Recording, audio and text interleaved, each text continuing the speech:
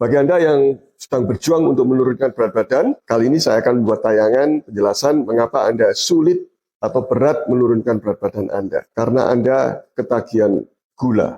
Opini saya Dr. Roy akan menjelaskan mengapa gula itu membuat Anda menjadi ketagihan dan sulit menurunkan berat badan.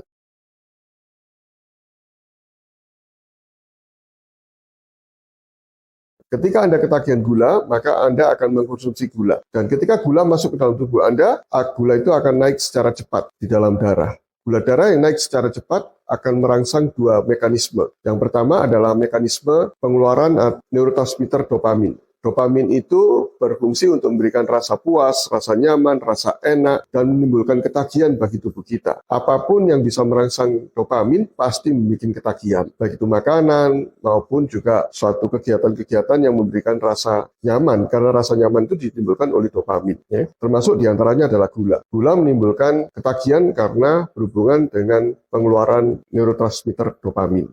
Kemudian mekanisme yang kedua adalah ketika gula darah tinggi, maka ada hormon yang dikeluarkan oleh pankreas yang disebut sebagai hormon insulin. Hormon insulin ini bertugas untuk menurunkan gula di dalam darah. Dia tidak suka ada gula yang tinggi jumlahnya di dalam darah. Karena itu segera mungkin diturunkan. Jadinya, ketika insulin keluar, maka tubuh kita justru terjadi dua mekanisme yang berlawanan dengan upaya diet. Mengapa demikian? Karena insulin itu menghentikan pembakaran lemak. Nah, bagi orang yang diet kan berupaya membakar lemak. Lemaknya dihentikan, pembakaran lemaknya justru dihentikan. Yang terjadi sebaliknya, gula darah tadi itu diubah menjadi lemak oleh insulin, disimpan dan ditimbun sebagai lemak. Ya, akibatnya inginnya kurus tapi justru makin gemuk jadinya karena konsumsi gula tadi itu.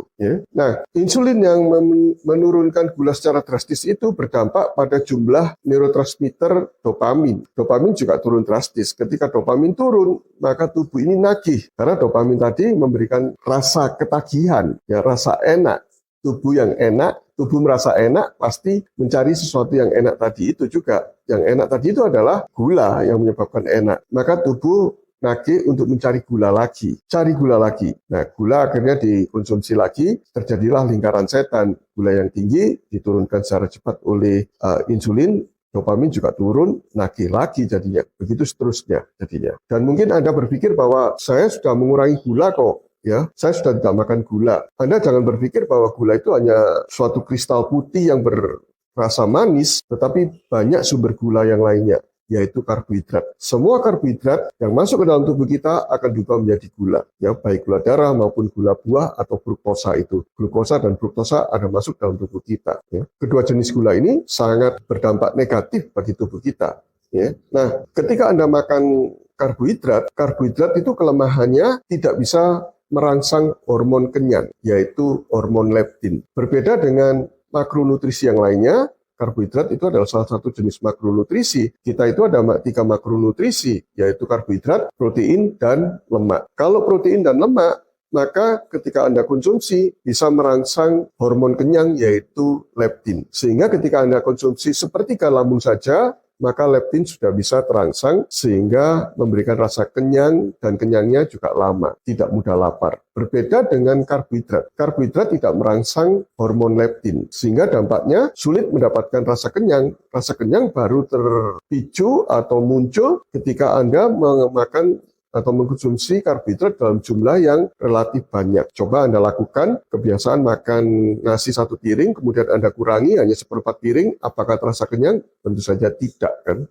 Anda akan ingin lagi yang lebih banyak lagi jadinya. Itu membuktikan bahwa karbohidrat hanya memberikan rasa kenyang ketika volumenya besar. Berbeda dengan protein dan lemak. Sepertiga lambung saja sudah terasa kenyang. Jadi tidak dalam bentuk volume yang tinggi karena ada rangsangan hormon leptin tadi itu. Berhubungan dengan hormon leptin. Lalu kelemahan lain dari konsumsi karbohidrat itu adalah konsumsi karbohidrat itu pengosongan lambungnya lebih cepat dibandingkan protein dan lemak. Ya. Dalam waktu kurang dari 2 jam, maka lambung sudah bisa dikosongkan dari karbohidrat, sehingga lambung akan kosong. Begitu lambung kosong, maka akan merangsang otak untuk memerintahkan tubuh ini mencari makan lagi. Akhirnya Anda makan lagi, demikian seterusnya. Ya. Nah, itu kelemahan ketika Anda konsumsi karbohidrat. Dalam hal ini gula ya, alias gula. Karbohidrat itu adalah hidden sugar, gula-gula yang tersembunyi. Karena sekali lagi semua karbohidrat akan berubah menjadi gula di dalam tubuh kita. Dan gula yang tinggi akan menghambat pembakaran lemak. Ya. Nah, itulah penyebabnya Anda sulit melakukan diet ketika Anda tetap makan konsumsi karbohidrat. Karena apa? Kalau Anda obesitas, hampir dipastikan bahwa Anda menderita insulin resisten. Ketika insulin resisten, Anda akan sulit untuk defisit kalori dengan melakukan puasa, fasting.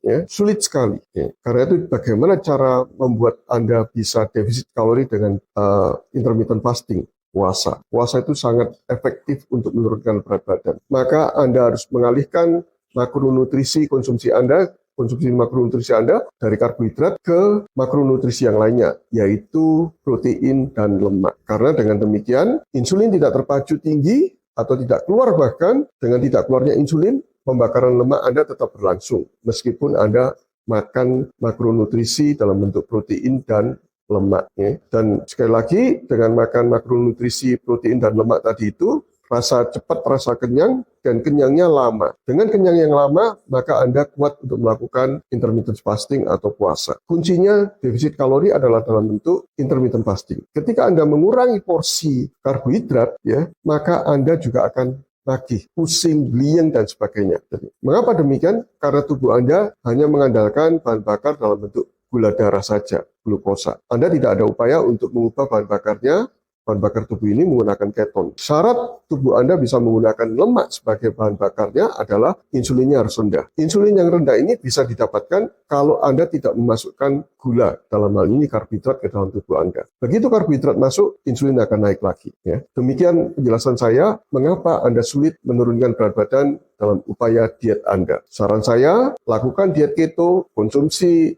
karbonya seminim mungkin, ya, kurangi karbo sebanyak mungkin, lakukan intermittent fasting. Caranya bagaimana? Anda bisa simak pada tayangan saya mengenai diet keto maupun mengenai intermittent fasting dan cara melakukannya, agar Anda tidak sakau terhadap gula, ya, karena gula menyebabkan Anda sakau atau ketagihan. Sebagai informasi tambahan, bahwa ketagihan gula itu 8 kali lipat kuatnya dibandingkan kokain. Oleh beberapa sumber dikatakan demikian. Jadi, bagi pecandu itu meninggalkan narkoba itu sangat sulit. Dan ternyata meninggalkan gula itu 8 kali lipat lebih sulit daripada narkoba. Itulah sebabnya Anda sulit meninggalkan karbohidrat. Tapi Anda harus berupaya.